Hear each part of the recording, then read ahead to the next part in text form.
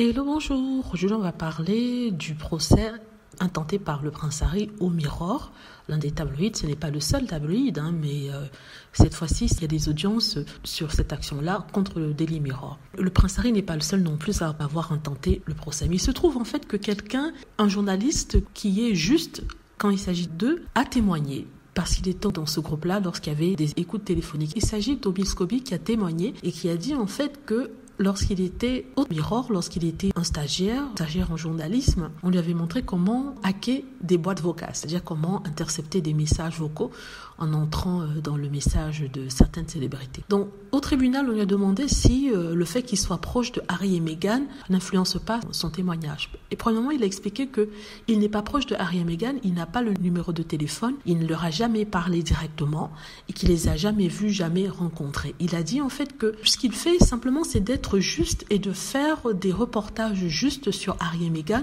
et qu'il n'a pas un intérêt à les salir comme la plupart des journaux. Et qu'en témoignant même, ça n'avance pas sa carrière, ça fait le contraire parce que la plupart des médias qui écrivent négativement sur Harry et Meghan le traitent de petit rien du tout, mais vraiment le dénigrent.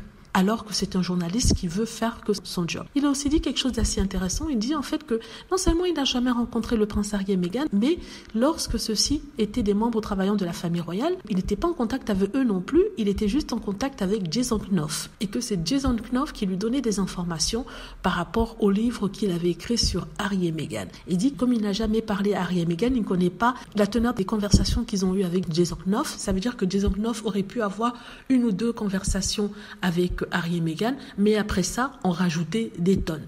Il disait en fait qu'il ne peut pas jurer à 100% que tout ce que Jason Knopf lui a donné venait directement de Meghan et Harry parce qu'il ne connaissait pas la teneur de leur conversation. Il n'a jamais discuté avec le prince Harry et Meghan Markle et que tout passait par Jason Knopf. Donc vous voyez ici tout tourne de ce Jason Knopf qui vient d'ailleurs de recevoir une médaille du prince William. Vous voyez, c'était une taupe de William. Il travaillait auparavant avec William et il a été mis au service des Sussex pour les espionner. C'est pour ça que Harry et Meghan, quand ils ont quitté Kensington et sont allés à Frogmore, ils ont demandé à avoir leur propre équipe. On leur a dit non parce qu'ils ne voulaient pas que Harry puisse contrôler leurs informations. Ils voulaient que Harry et Meghan dépendent de l'équipe qui leur aurait été fournie, c'est-à-dire l'équipe de William.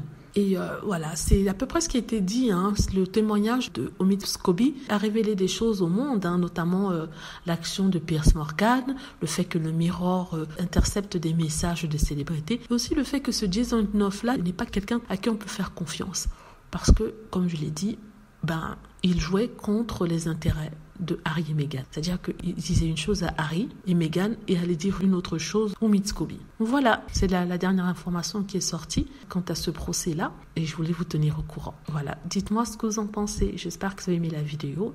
N'hésitez pas à cliquer sur like si c'est le cas, à vous abonner pour plus de vidéos et à cliquer sur la petite cloche afin de être averti lorsque je poste une nouvelle vidéo. Merci.